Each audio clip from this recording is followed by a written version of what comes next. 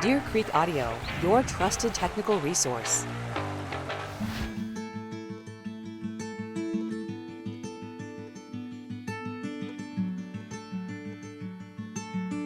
Hello everybody, this is George from Deer Creek Audio.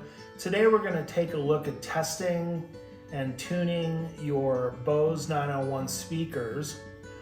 You may be doing this as a pre-purchase inspection, or because you've just inherited them or purchased a pair and you're getting them ready to put into your stereo. First thing we're going to look at is going to be the tools we're going to need to do this. So starting out, we'll need a pry bar and then pliers to get the front and rear covers off of those. And next we will be taking a look at the connection of the terminals, the input terminals, and the polarity and operation of the drivers. And to do that, we'll just use a socket wrench to check our nut on the bottom where the binding posts are. And then we'll use a 9-volt battery and a couple of alligator test leads to put a voltage and observe the movement of the drivers after we have the grill off. Then as we proceed through, we'll need a Phillips and a flathead screwdriver. Got a couple Phillips sizes here, and of course a couple of pliers. And then once we start to take the drivers out, we're gonna check to make sure that the holes that are holding the drivers to the baffle plate are in good shape. If not, we can put some wood glue on a couple of toothpicks, snap it off in there, or trim it off with our pliers, and that'll give us a nice fresh new hole to put the screws in. Okay, so now let's take a look at the input terminals that are on the bottom of the speaker. Unless of course you've got them hanging from your ceiling, then they would be on the top. But these are either marked with a sticker, that Bose had originally put on there. In this case, that sticker had been removed. But in this case, they'd been tested and marked. So this is plus, it's got a plus here and a red dot.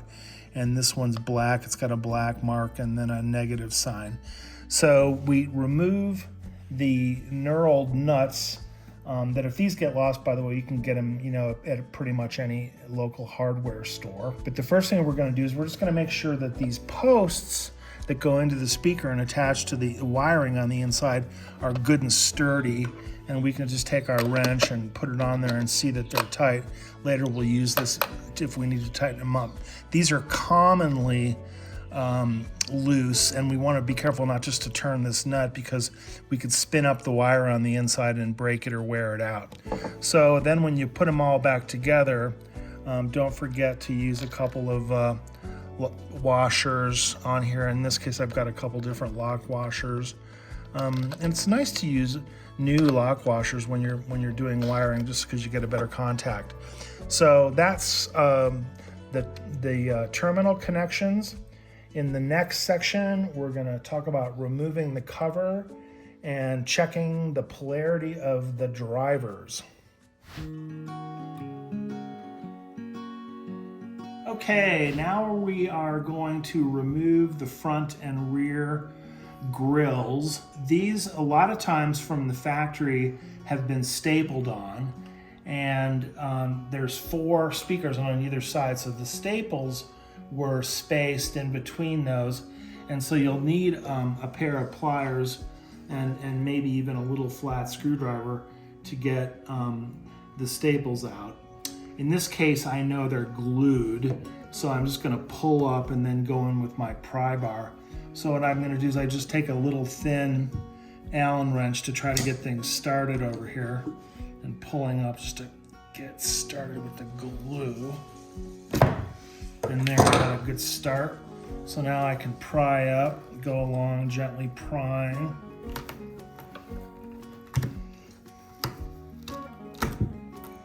And that was pretty easy.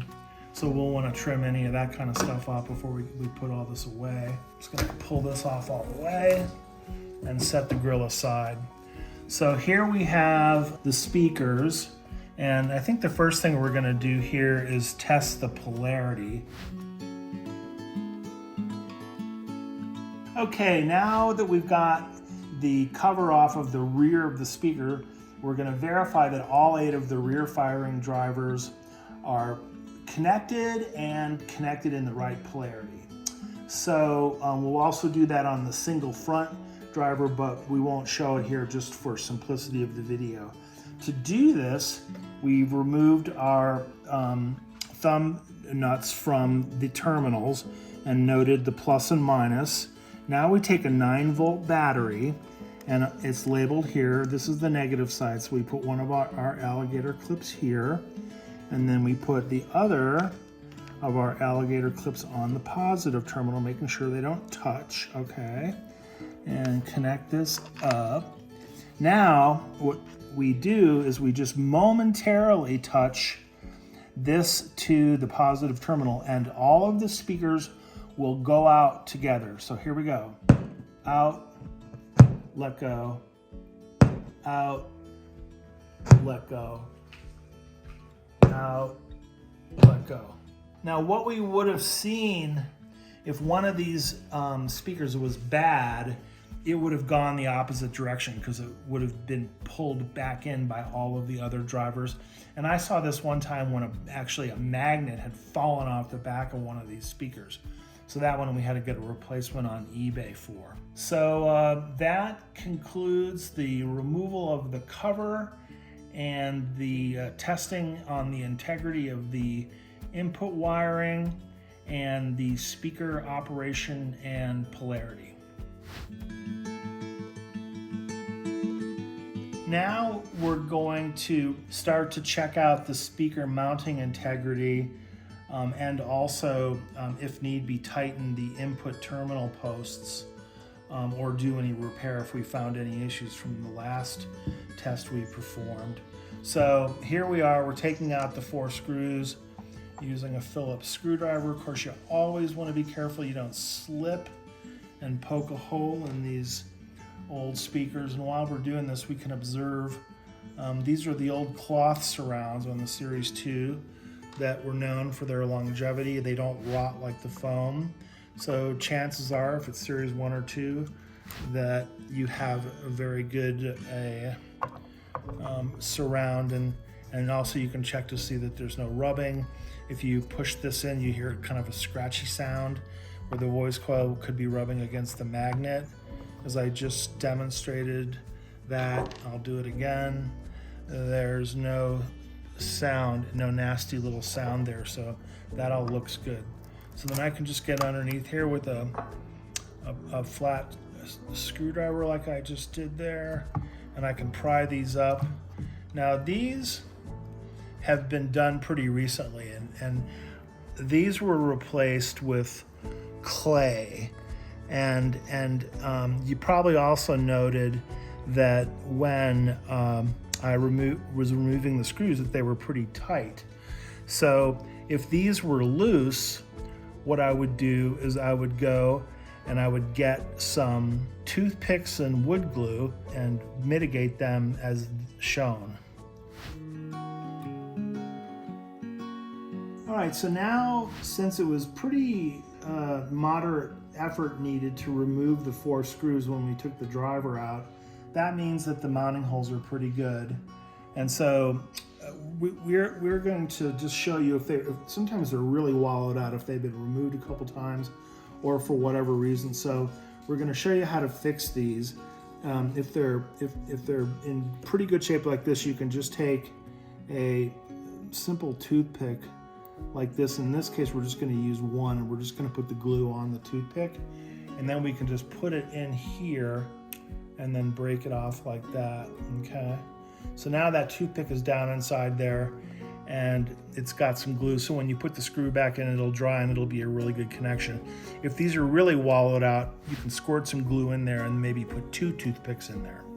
Okay, so now while we've got the speaker out, take a look inside, and you can see the wiring in here is in really good shape. So we should feel pretty good about getting in there and completing this project with good results. So now, next what we're going to do is we're going to take a screwdriver, a small stubby screwdriver, and our wrench, and we're going to reach in here, and I'm going to find the nut in here, and then I'm going to, the screw, and I can feel around in here, and I can see that there I'm on it. I felt around with my fingers to make sure that the wiring was with good integrity connected to the nut behind this bolt. Then I get on here, and then I can hold this down and give it a good torque. And now we've got a really good tight speaker connection, which allows for good electrical conductivity into the 9 speakers inside of the Bose. So again, just final check. We've got a good, nice, supple surround. The holes are in good shape. The foam looks good. There's no scratchiness on the drivers. So we are good to go to put these back in. And they go in just like we took them out. And then we simply go ahead and replace the screws, and we just go in an alternating pattern so that we get a good, flat, even seal around the whole speaker.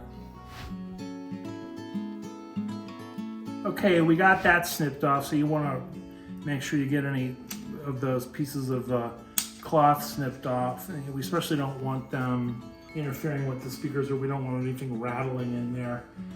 So got the caulk gun, we're done with that. Click this little button so it doesn't keep coming out the end. And now what we're going to do is we're going to take the cover and we're going to put it on straight away. And oops, I got a little glue on there. And we'll wipe that off here quickly with a tissue as soon as we get done. And then all I'm going to do to hold this down is a little bit of masking tape, and then we'll probably need to put some weights on here too, just to hold the corners down. And but you can see how if we get that in there, it holds the corners down pretty good. And then we can put some other weights on there in a minute, like some heavy pliers or something like that, just to get a nice seam there. And let this dry overnight, and we'll be good to go. So we're put back together, and now you can see the top of the speaker. It has a nice walnut finish. These are really easy to repair. You can always reveneer the tops and the fronts if you want to get a really fine woodwork finish going with it. Okay, well, thanks for stopping into the Deer Creek Audio Studio today and checking out our video on how to test and tune your Bose 901 speakers. Quick overview of what we did today is first we took a look at the tools you're going to need to do this. Next, we talked about prying off the front and rear grille covers. Then we looked at the electrical integrity and polarities of the terminals, the input terminals, as well as all 9 of the drivers.